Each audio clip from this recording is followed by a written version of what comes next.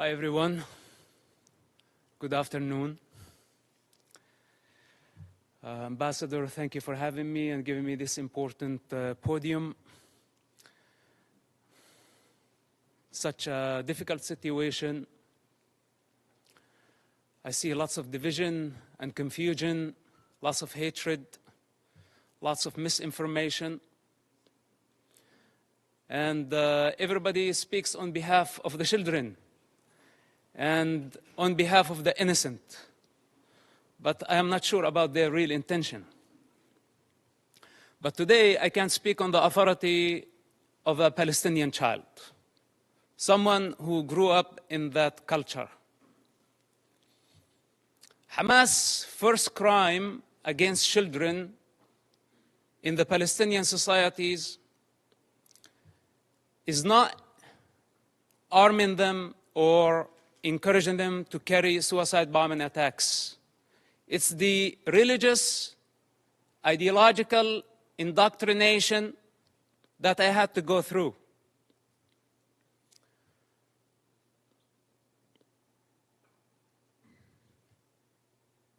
With one intention in mind: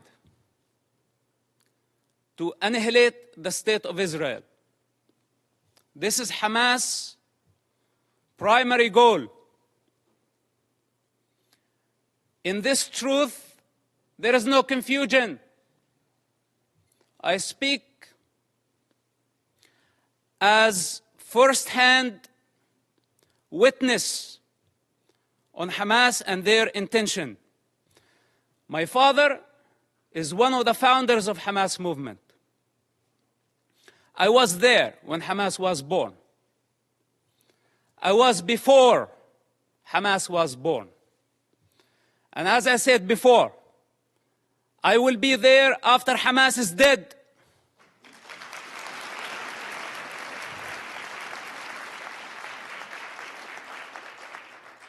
I am not a part of propaganda. I don't work for nobody. I only represent myself. And on this authority, I speak. So don't be mistaken and take my words very carefully. Hamas is committing a crime against this generation and the next generations to come. So blaming Israel is not going to solve the problem. Imagine a 10-year-old child. When I disobeyed Hamas, I was tied up to a post and I was whipped by Hamas top leader. And I don't want to mention his name because he's not worthy.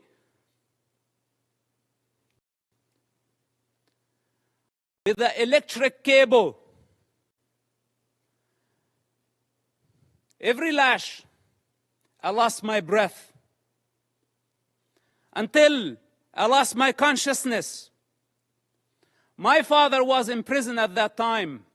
And this leader thought that he was my mentor. This is Hamas discipline. This is how they wanted me to be.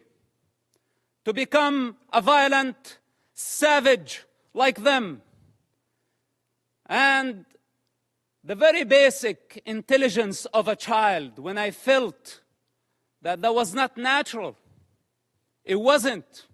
But I had still to go to the mosque to please my mother and please my father and obey this type of monsters. I hate to talk about my personal struggle. And I hate to be in a position to be at defense.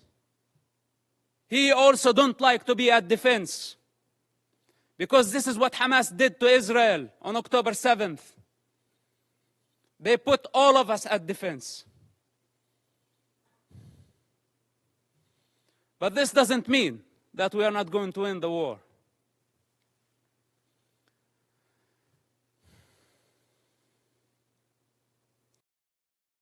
growing up in that society,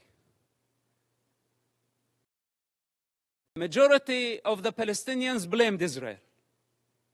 And as a child, I took it as a Quran. I took it as a holy scripture that Israel was our problem. But then as I grew up, I start identifying the enemy within. The religious authorities, the corrupt leaderships, who basically did not care about children, they did not care about Palestinians, they still don't care about nobody but themselves. And the world has been empowering them against the prey, against the victims. This has to come to an end. Let's put my childhood on the side, because maybe a child does not see things for what they are. Maybe I was very bad. I misbehaved myself as a child to deserve to be beaten up again and again and again by Hamas leaders. And some people say, is it a personal problem? Well, it is a personal problem. Do you have any problem with me having Hamas problem as a personal problem? It is a personal problem. And I swear I will not die before I see Hamas dead. Can I make this a goal to my life?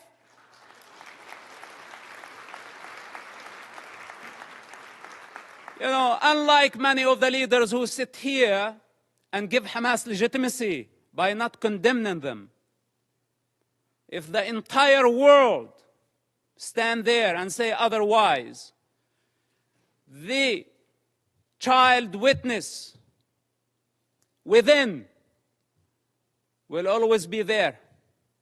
And nobody can deceive that child anymore.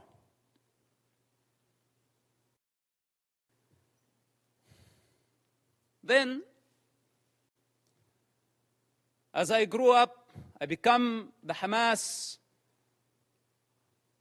or the Islamic student movement president in our town.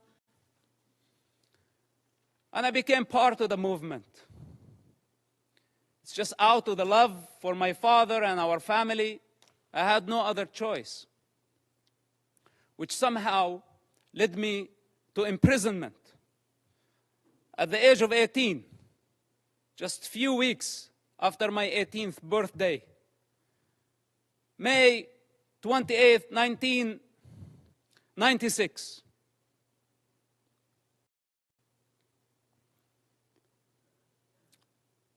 My problem was not Israel who arrested me during that experience.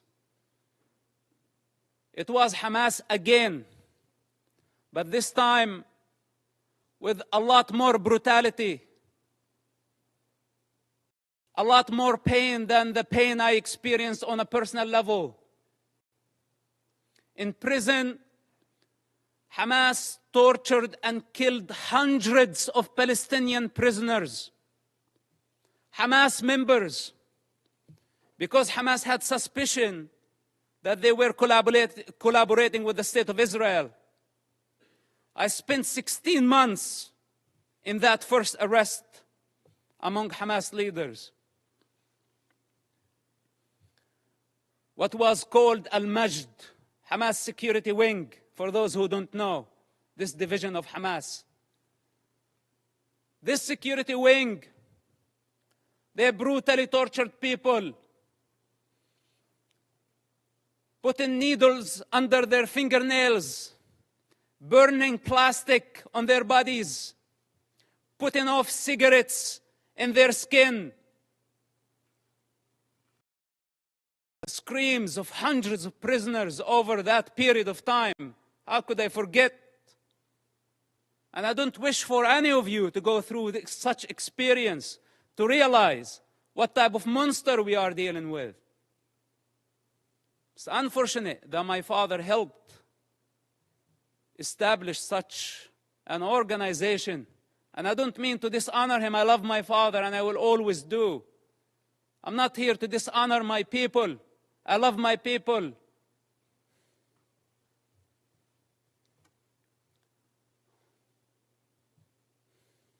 But I cannot believe how far Hamas was able to travel in this madness, and we could not stop them. After I was released from prison, I made very hard choices. And I don't have the time to go through all my motives, but yes, I had many motives. Many motives to fight against Hamas, and I still do. And nobody can get in my way. Not even the United Nations.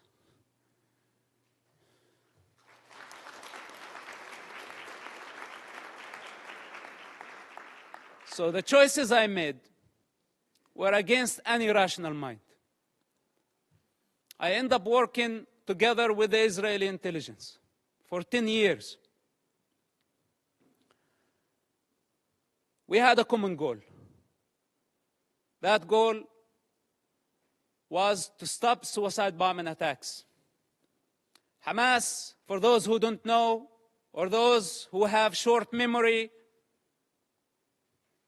carried many suicide bombing attacks during the 90s and the early 2000s. Dozens of suicide bombing attacks where a suicide bomber took an explosive built went to inside a bus and blew himself up, killing all type of people. Not only Israelis. Americans were killed. Europeans were killed. Other nationalities, including Israeli Arabs, including Muslims. Hamas did not differentiate. Take Hotel Park, for example. On a holiday, on the most sacred Jewish holiday, a suicide bomber go into the dinner, blow himself up, kill more than 30 people. Some Holocaust survivors died in that attack. Dolphinarium, some teenagers having fun at the beach. Hamas suicide bomber killed about 18 and wounded dozens. Look up, see how many buses. It did not stop there. Hamas attacked the Hebrew University. 6 Americans were killed in that attack.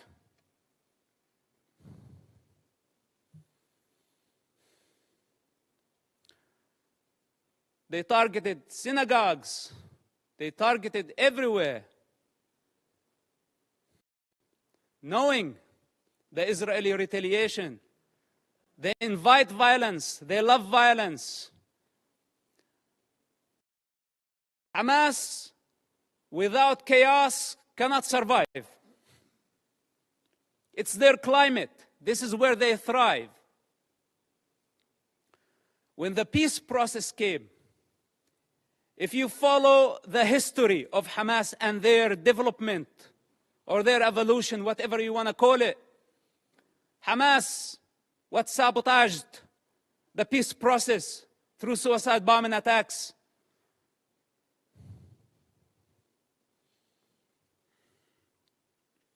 And they don't have a vision. That's the problem. Because nobody can satisfy their ambition when they are waging a holy war. We're not talking about IRA. We're not talking about other political terrorist organizations that we can pressure them, bend them, bring them to the negotiating table. We are talking about a religious group that does not believe in political borders, that wants to annihilate an entire race in order to build an Islamic state. I don't know what else can be said about this group. And I don't know why it's not obvious to everybody that the United Nations fail to condemn them. Bunch of rapists. This is what they are. Lower than animal consciousness.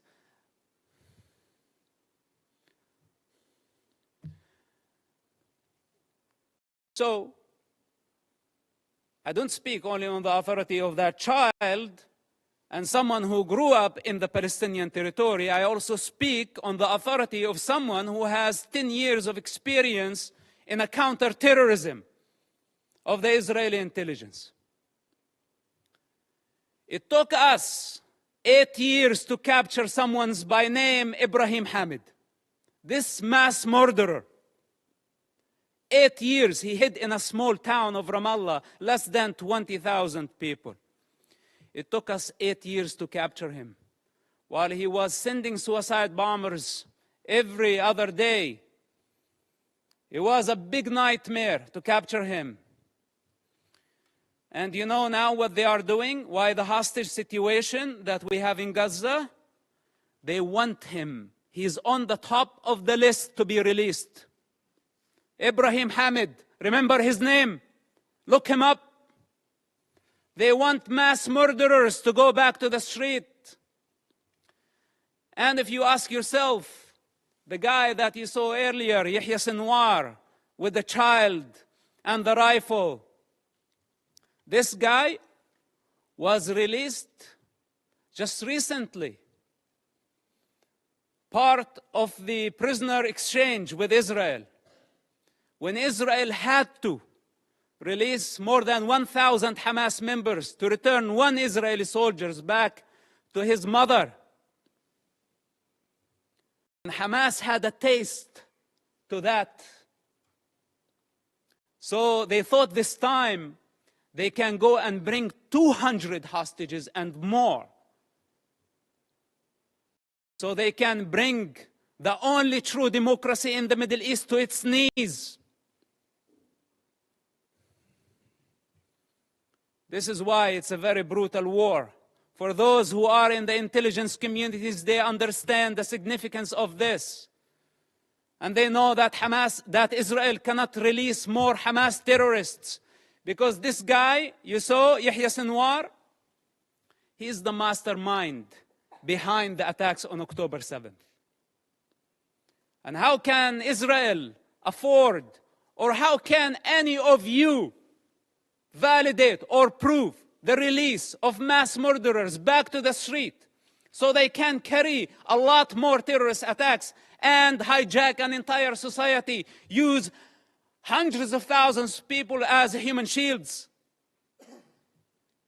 Is this our way of solving the problem? We need the correct vision. First of all, we need to identify the origins of suffering, where it's coming from, where does it originate from. We need to identify the disease. Then we can provide the cure.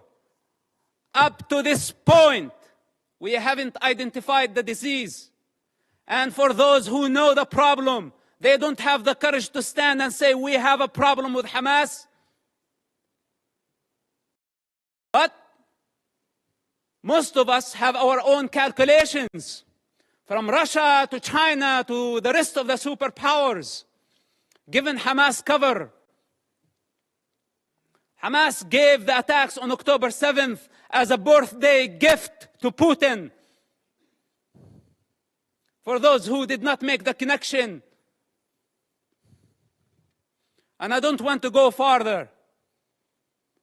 Now nobody's talking about Ukraine, using Hamas as the wild card in the Middle East, igniting a religious war to just divert your attention somewhere else. All those criminals, whether they were high profile or low profile, they are all savages. They are all enemies of children and enemies of humanity. The United Nations and the rest of the international community have empowered con men who used what's so-called Palestinian cause to become richer. They were seeking power and wealth. They did not care about the Palestinian people.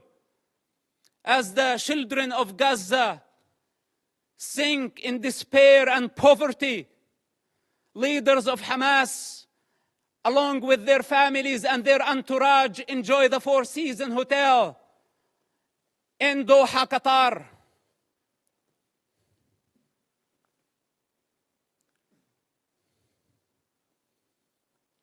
We can continue putting our head in the sand, but then we have escaped our responsibility. I can go on and on for hours, or should I say for 45, 6 years of my life. But I don't have the time. I don't have the time.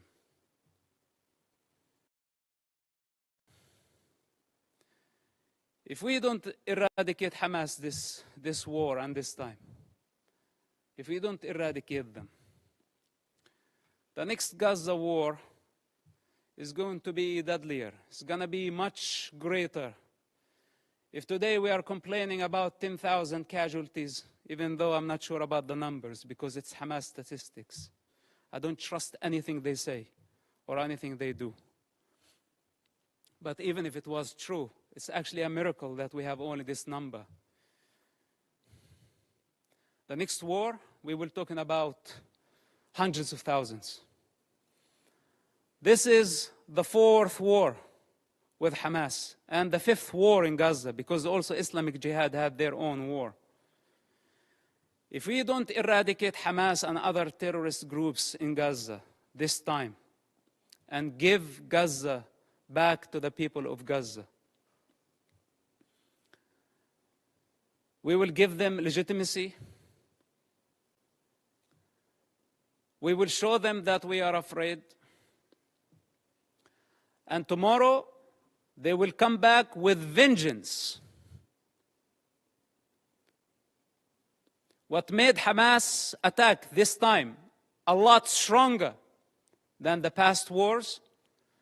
Because under the international pressure, we had to negotiate with them. And we had to give them legitimacy. This is what encouraged them and gave them power. You know, Qatar, for example, it's a member of the United Nations, playing the mediator, etc. They could have fooled me. They are the ones hosting Hamas. They are the ones who have been funding Hamas. Russia, Musa Abu Marzouk, a Hamas top leader, was in Moscow just yesterday. Okay, to be more accurate, a week ago. What's this?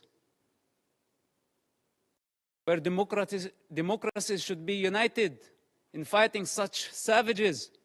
All of us saw Hamas, you call a hostage situation, but you want the true term Hamas uses for this? Booty. It's not even hostages.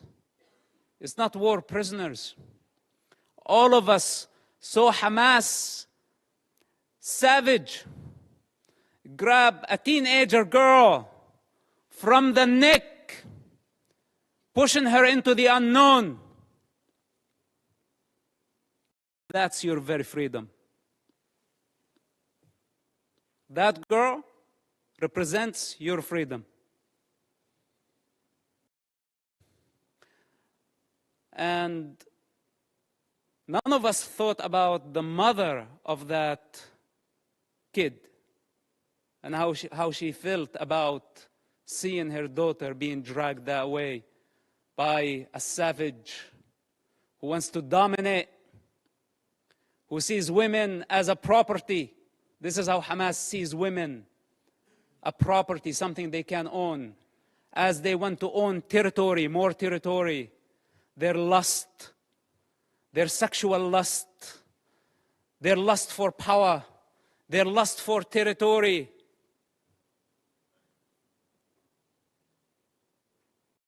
I had to die many times in order to transcend this mentality.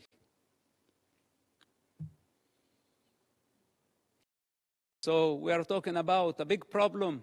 It's beyond Israel. And here is the danger. And with this, I will conclude. The danger if Israel fail their war in Gaza, which is a brutal war, Because if it was open war, Israel would annihilate Hamas in no time, matter of hours, let's say days. Hamas is finished. But since Hamas strategy, it's a strategic thing of Hamas to take human shields. This crime cannot be forgiven. None of us should forgive this crime. Gambling with children's blood for political gain, it doesn't get worse than this. So Israel now got stained by blood. This is what Hamas wanted to happen from day one. They wanted to sacrifice thousands of children so Israel can take the blame. Digging tunnels and bunkers under hospitals, schools, launching missiles.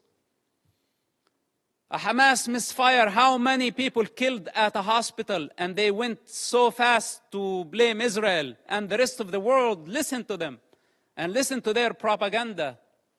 Nobody is concerned to check what is true and what is false. Whatever that serve our political and short-term interest, we go for it. Suicidal, not knowing that we are going against evolution. We are going against the collective consciousness of humanity. We're going against the interest of children, the defenseless children who has no one to speak on their behalf. They don't have the power to discern. And yes, they are dying. But who's causing all this death? Blame is the cheap way. It's the way of the coward. Those who have the courage take responsibility. They don't blame.